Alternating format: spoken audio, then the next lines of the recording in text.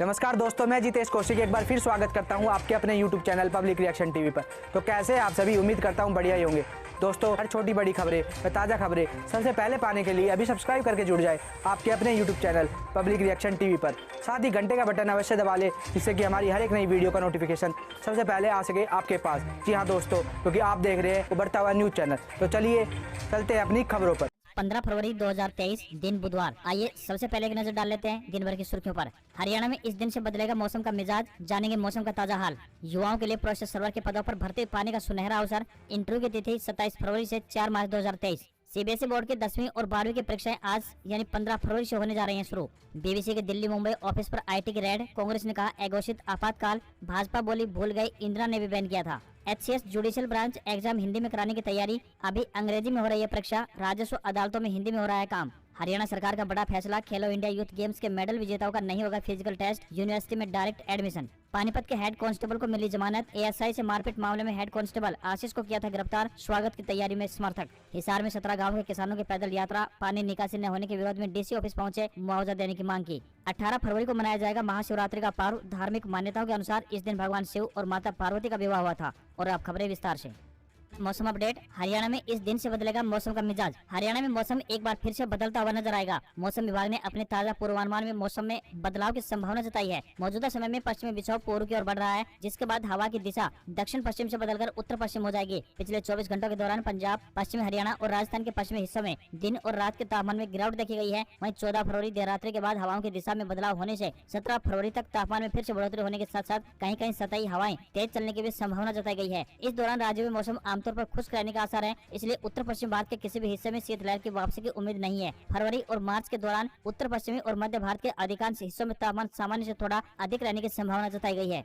पूर्व राष्ट्रीय अध्यक्ष और केंद्रीय गृह मंत्री अमित शाह मंगलवार को अपने हरियाणा दौरे के दौरान पार्टी वर्करों को जीत का मंत्र दे गए। करनाल और सोनीपत में बीजेपी नेताओं और कार्यकर्ताओं की मीटिंग में अमित शाह ने कहा कि देश के प्रधानमंत्री नरेंद्र मोदी हर समय आपके लिए खड़े हैं, इसलिए सभी को 2019 की तरह 2024 के लोकसभा चुनाव में हरियाणा की सभी 10 सीटें जितवाकर उनके हाथ मजबूत करने हैं। इसके लिए हर वर्कर को केंद्र और राज्य सरकार की नीतियों व उपलब्धियों को जन जन तक पहुंचाना चाहिए। साल 2019 के लोकसभा चुनाव में बीजेपी को जीटी बेल्ट पर सबसे ज्यादा यानी 70% वोट करनाल से मिले थे। अब एक बार फिर से वक्त आ गया है कि 2019 जैसी मजबूती भाजपा को फिर से दी जाए। गृह मंत्री ने कहा कि बीजेपी भारतीय संस्कृति को बचाने वाली और सिद्धांतों पर चलने वाली पार्टी है। केंद्रीय गृह मंत्री ने हरियाणा बीजेपी संगठन की बैठक में केंद्र सरकार की उपलब्धियां गिनाई। उन्होंने कहा कि बीजेपी ने 3 तलाक प्रथा समाप्त कर ऐतिहासिक काम किया है। इस मौके पर हरियाणा बीजेपी के अध्यक्ष ओम प्रकाश धनखड़ ने केंद्रीय गृह मंत्री अमित शाह को बताया कि राज्य में पार्टी पन्ना प्रमुख योजना पर गंभीरता से काम कर रही है। प्रोग्राम में मौजूद हरियाणा के सीएम मनोहर लाल खट्टर ने कहा कि पीएम नरेंद्र मोदी और गृह मंत्री अमित शाह की जोड़ी कमाल की है। इस जोड़ी ने जम्मू कश्मीर से अनुच्छेद 370 समाप्त करके श्यामा प्रसाद मुखर्जी के बलिदान को सच्ची श्रद्धांजलि दी है। कश्मीर तरक्की की ओर बढ़ रहा है। साथ ही मुख्यमंत्री ने कहा कि केंद्र सरकार ने अयोध्या में राम मंदिर का निर्माण शुरू करवाकर ऐतिहासिक काम किया है।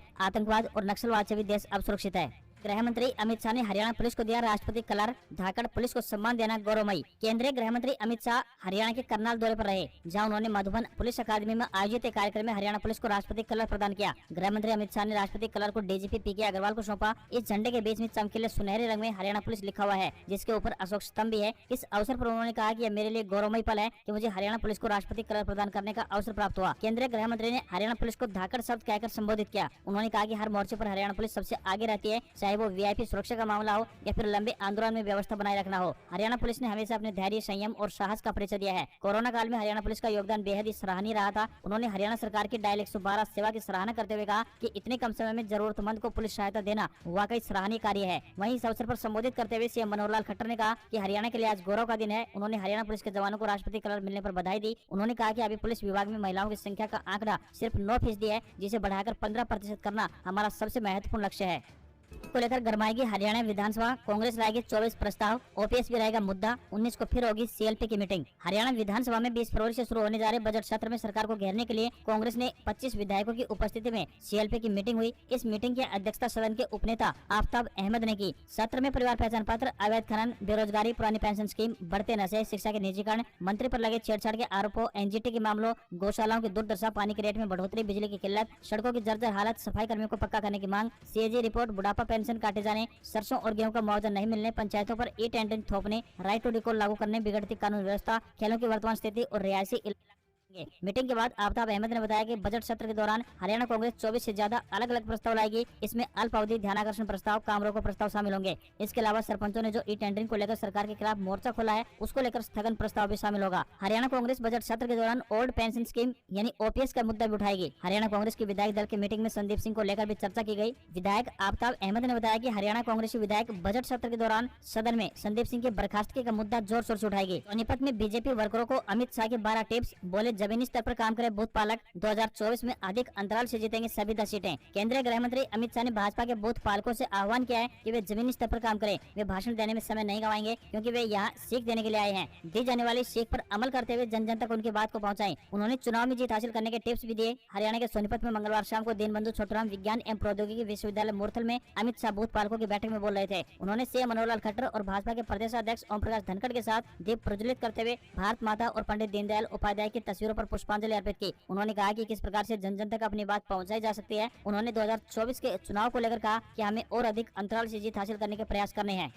आज रोहतक में मनोहर लाल करेंगे परियोजना का उद्घाटन व शिलान्यास। एमडीयू के कार्यक्रम में लेंगे भाग। हरियाणा के रोहतक स्थित महर्षि दयानंद विश्वविद्यालय यानी एमडीयू में आयोजित महर्षि दयानंद सरस्वती जयंती समारोह में मुख्यमंत्री मनोहर लाल बतौर मुख्य अतिथि शिरकत करेंगे। इसके उपरांत महर्षि दयानंद विश्वविद्यालय परिसर में विवेकानंद पुस्तकालय का विस्तार भवन का उद्घाटन करेंगे। इस भवन के निर्माण की बात करें तो 850 लाख रुपए अनुमानित लागत आई है। भवन के भूतल पर 346, प्रथम तल पर 404 तथा द्वितीय तल पर 378 छात्रों के बैठने की क्षमता है। प्रथम तल पर फैकल्टी के लिए अलग से रीडिंग की सुविधा भी उपलब्ध करवाई गई है। भवन पूर्ण रूप से वातानुकूलित है और लैपटॉप व मोबाइल चार्जिंग सुविधा है। सीसीटीवी सिस्टम भी भवन में स्थापित किया गया है। मुख्यमंत्री मनोहर लाल विश्वविद्यालय परिसर में ही दयानंद सेंटर फॉर वैदिक एंड योगिक स्टडीज की आधारशिला भी रखेंगे। इसके निर्माण पर 660 लाख रुपए की अनुमानित लागत आएगी। मुख्यमंत्री Manohar Lal university institute of public health sciences की भी आधारशिला रखने वाले हैं। इसके निर्माण पर 950 लाख रुपए की अनुमानित लागत आएगी।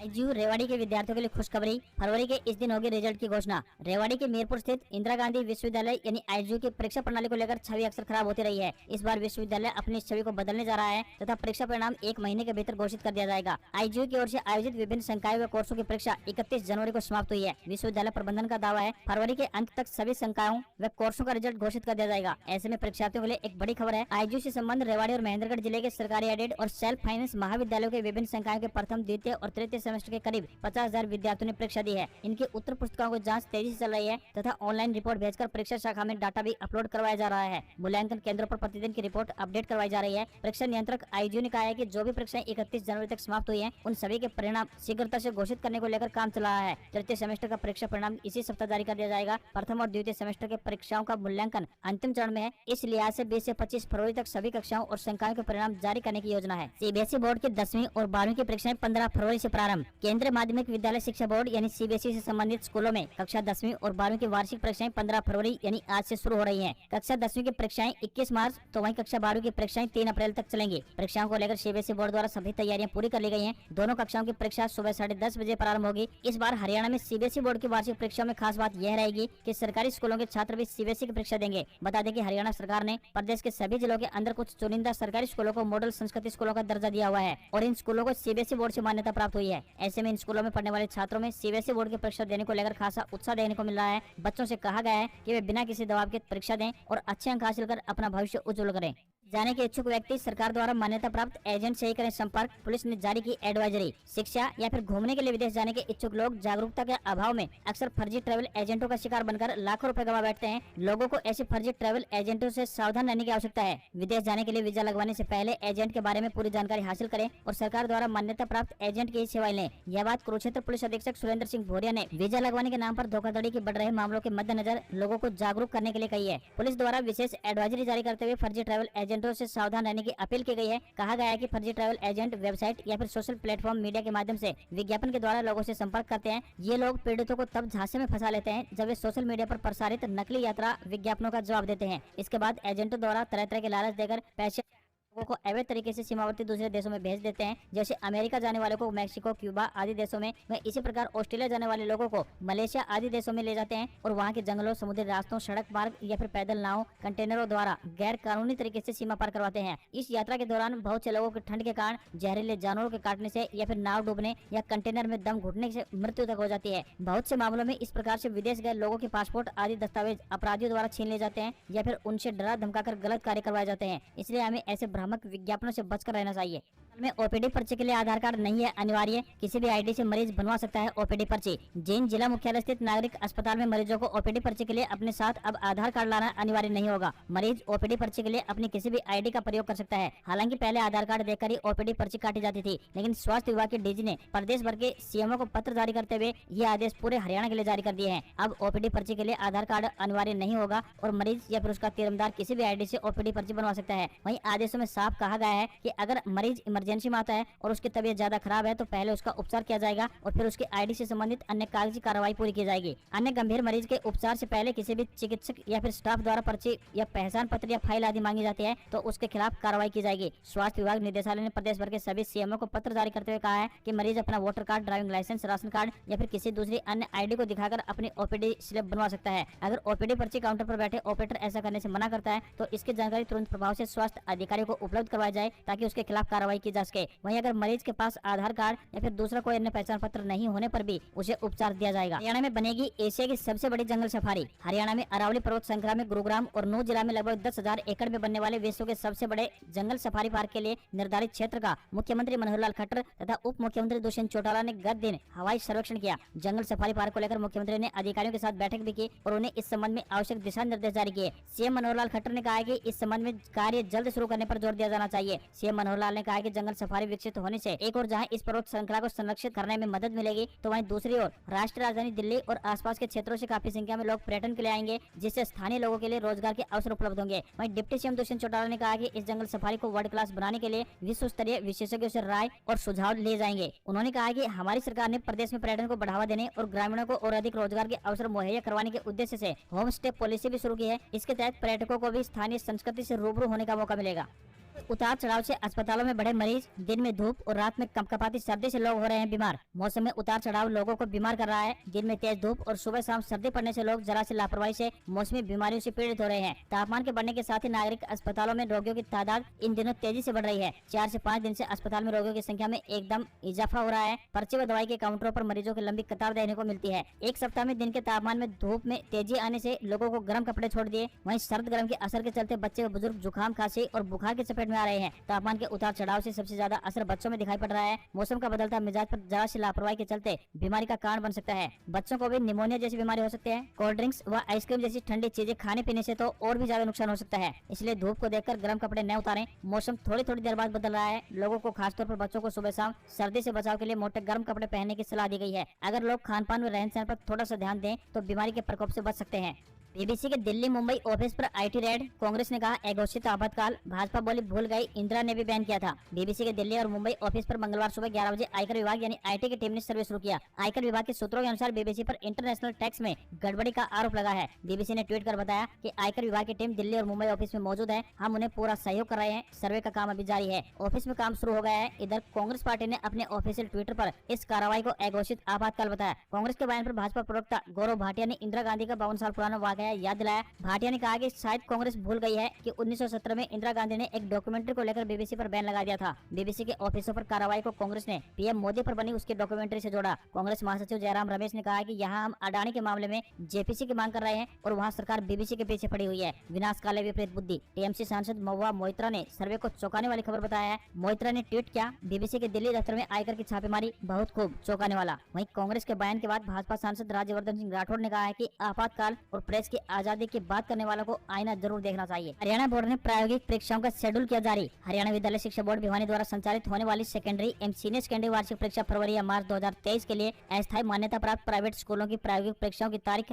निर्धारित कर दी गई है। बोर्ड अध्यक्ष डॉक्टर वीपी सिंह यादव ने बताया कि कक्षा 10वीं और 12वीं की प्रायोगिक परीक्षाएं 16 फरवरी से 20 फरवरी तक चलेंगी। इन परीक्षाओं के लिए सुबह 9 बजे से लेकर दोपहर 2 बजे तक का समय निर्धारित किया गया है। डॉक्टर वीपी सिंह यादव ने बताया कि भौतिकी, रसायन शास्त्र एवं जीव विज्ञान विषय की प्रायोगिक परीक्षा बोर्ड द्वारा बाह्य परीक्षक नियुक्त कर संपन्न करवाई जाएगी। इसके अतिरिक्त शेष विषयों की प्रायोगिक परीक्षाएं संबंधित स्कूलों में ही संबंधित विषय के नियुक्त प्राध्यापकों या फिर अध्यापकों द्वारा करवाई जाएगी।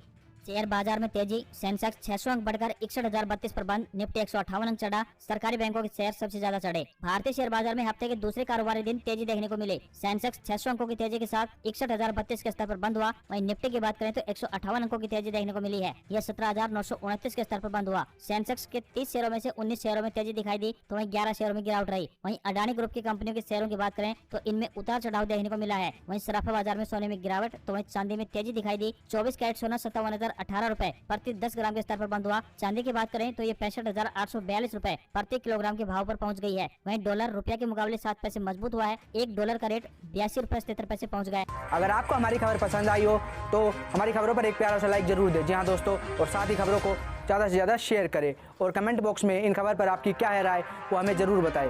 आज की खबरों में सिर्फ इतना ही, मिलते हैं अगली खबर में। जब तक सब्सक्राइब करके जुड़ जाइए आपके अपने YouTube channel public reaction TV से, और साथ ही घंटे का बटन जरूर दबा लें ताकि हमारी हर एक नई वीडियो पहुंच सके आपके पास सबसे पहले।